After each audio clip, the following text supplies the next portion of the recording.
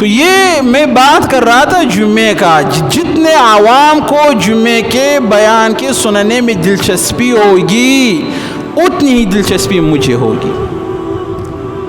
اگر آپ لوگوں کو دلچسپی نہیں ہوگی تو میں کیوں دلچسپی لوں؟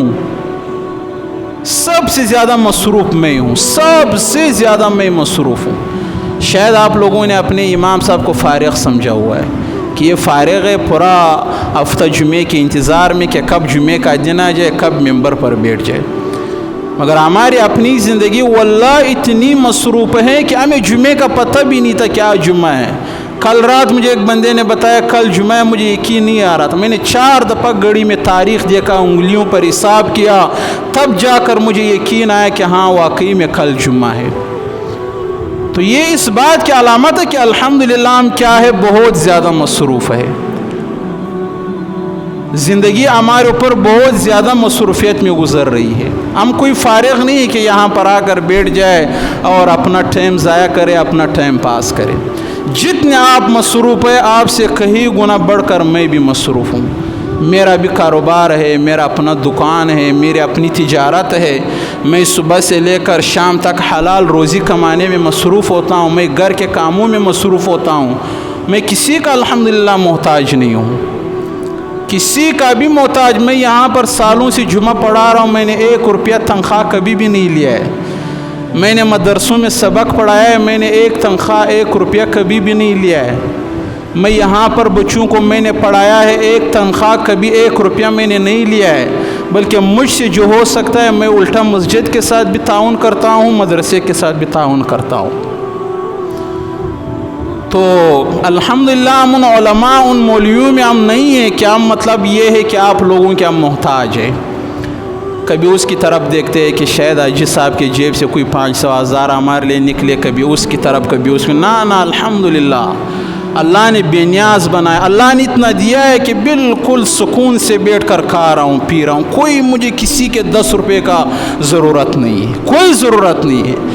اور میں اللہ سے دعا کرتا ہوں، اے اللہ تمام علماء کو آپ کے ان بندوں کا محتاج نہ بنانا. یہ بہت زیادہ رسوا کرتے ہیں، بہت زیادہ ذلیل کرتے ہیں. اے اللہ آپ کی دین کے خادموں کو یہ لوگ اپنے خادم سمجھتے ہیں. اے اللہ یہ گھر کا غصہ آ کر اپنے مسجد کے امام پر نکالتے ہیں. مسجد کے امام کو تمام محلے کے بزرگوں نے بیوی سمجھا ہوا ہے. گھر میں کوئی لڑائی ہو گئی آ کے امام صاحب پہ غصہ نکال رہے ہیں. نماز 5 منٹ لیٹ کیوں ہے، 5 منٹ پہلے کیوں ہے، صفائی کیوں نہیں ہے، پانی کیوں نہیں ہے، پنکھے کیوں نہیں چل رہے، یہ کیوں ہو رہا ہے، وہ کیوں ہو رہا ہے. تو امام صرف یہ مجبوری ہے کہ وہ ان کا محتاج نہ ہوتا تو کہتا ہے چل دفع ہو جا، میری مرضی ہے، یہاں پر جو کروں گا میں کروں گا، آپ کو کیا تکلیف ہے. تو اس کا بنیادی یہ ہے کہ اگر ہمارے علماء خود کفیل ہوتے، ہمارے علماء اپنے کاروبار کرتے، اپنے رزق کا انتظام خود کرتے، ان لوگوں کے محتاج نہ ہوتے تو کسی کو پھر یہ جرأت نہ ہوتی کہ آ کر اپنے محلے کے امام کو کیا کرے، باتیں سنائے. اللہ تمام علماء کو خود کفیل بنائے. اللہ آپ رازق ہیں، یہ علماء آپ کی دین کے محافظ ہے. اے اللہ آپ کے یہ بندے ان علماء کو ذلیل کر رہے، رسوا کر رہے، 150 کے لیے اللہ ان کے اوپر احسان کر رہے ہیں. اے اللہ آپ بڑا رازق ہے، آپ ان علماء کے رازق ہے، آپ ان کو رزق پہنچا دے. اے اللہ آپ ان علماء کو خود کفیل بنا دے.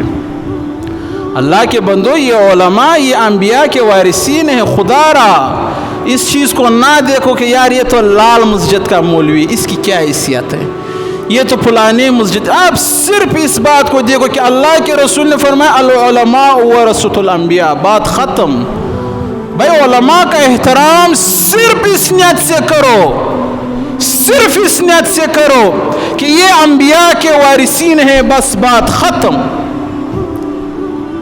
آج ہمارے سیاسی اختلافات نے علماء کو لوگوں کی نظروں میں اتنا گرایا ہے کہ کوئی علماء کا قدر اور احترام ہی نہیں کرتا ہے.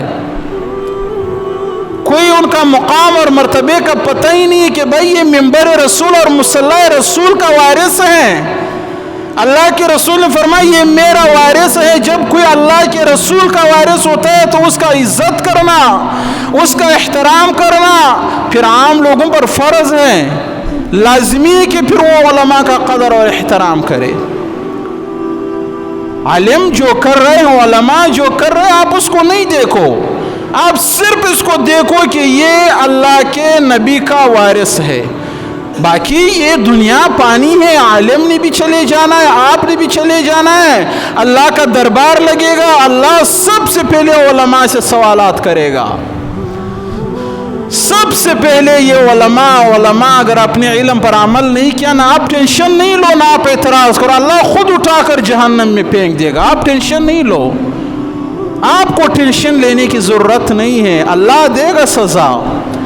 اگر ان علماء نے حق کا ساتھ نہیں دیا, ان علماء نے اللہ کے قرآن پر عمل نہیں کیا, ان علماء کو پتہ تھا کہ حق بات کیا ہے پھر بھی پیچھے ہٹ رہے تھے, ان علماء کو پتہ تھا کہ معاشرے کی اصلاح کا بہترین طریقہ کیا ہے پھر بھی اپنا کردار ادا نہیں کر رہے تھے, ان علماء کو پتہ ہے کہ رسول اللہ کا سیرت کیسا ہے, اس پر عمل کیسے کرانا ہے, پھر بھی سستی کا اظہار کر رہے ہیں, اللہ کے قرآن کے ساتھ خیانت کر رہے ہیں, رسول اللہ کے حدیثوں کے ساتھ خیانت کر رہے ہیں. تو آپ لوگوں سے میرے لیے گزارش ہے کہ آپ یہ معاملہ اللہ پر چھوڑ دو, آپ احتساب نہ کرو, نہ آپ اپنے ایمان کو خراب کرو. آپ صرف یہ کہو نا کہ لال مسجد کے مولوی نے بتایا تھا کہ یہ علماء اگر حق پر نہیں ہوں گے تو قیامت کے دن اللہ تمام گناہگاروں سے پہلے اللہ ان کو جہنم میں پھینک دے گا. بس اتنی بات آپ کے لیے میرے خیال میں کافی ہے. اس سے بڑھ کر میں کیا بتاؤں آپ لوگوں کو.